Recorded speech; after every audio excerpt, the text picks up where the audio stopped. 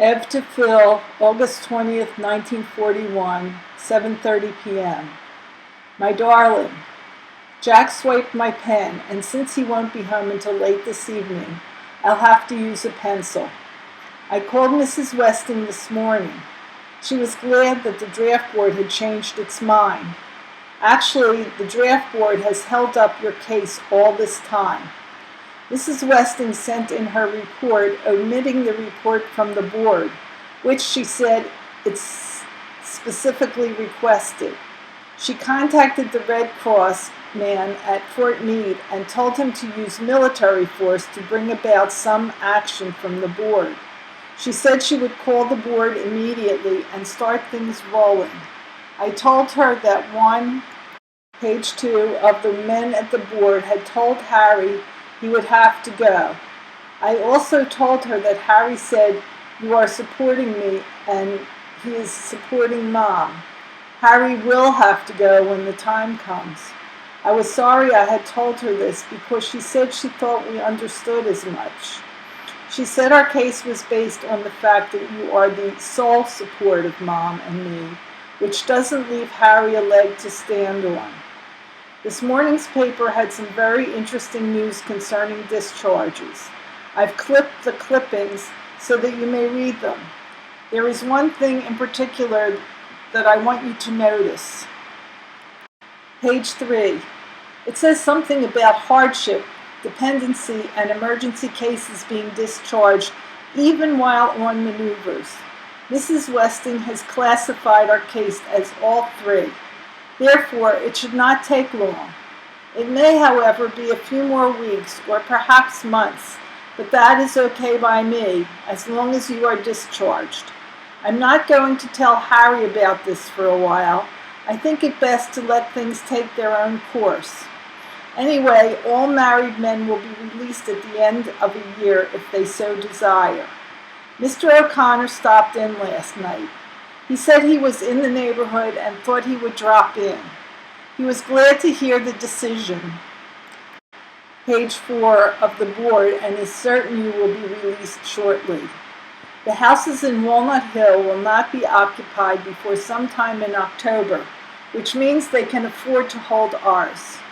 Mr. O'Connor said he would inquire, and if everything was all right, I would not hear from them again until we contact them. Last night I was getting ready to relax and retire when Ben and Harry decided to see Yale off. Jack and I went along. Everyone I can think of was at 7th Street, with 2 exceptions, you and Sol. What a mob! Yale was more than devoted to Shirley, who was broken-hearted. Mrs. Brown is also, page 5, all broken up. She looks very bad. I also visited my mother. I had a long talk with her and asked her if she would lend me a few $100s if I needed it. I don't think I'll have to tell you her answer. I told her I would not take the money unless I could pay her back with interest. I said, in case I need it. Now, at least, I've got something to really look forward to. We'll be able to buy our bedroom set for cash, plus any other necessaries.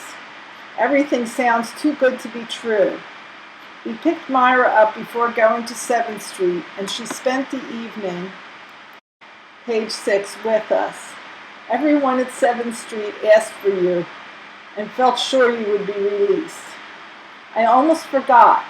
Today marks our 5th month of matrimony. Just an old married couple, but still very happy and very much in love. By the time you read this, it will be Thursday and only a few hours from our meeting. I can hardly wait. I think I shall bite, hug, and kiss you all at once. I don't think a good rest and some good food will hurt you any either. I have contacted Lil a number of times without success. I want to give her, page 7, the glad news, but she has been working steadily for the past week and a half and can't reach me. I received a letter from Mom this morning, but can't decipher it. I'll save it for you. I look and feel better than I have for weeks. I hope, sweet, that you are the same in spite of night maneuvers. Here's a joke to perk you up. Jules told it. What's our first line of defense? Kotex. It keeps the Reds out and the Poles can't get in. Ha ha. I thought it was pretty good too. Well, dearest, I'm plumb out of words, but... Page 8. No, I'm mistaken. What more? I have a few more. I adore you, my sweet Phil. Evelyn. P.S. I wish I knew when to expect you. Is there any way you can let me know? If you can't, then don't bother. I'll just have to be patient.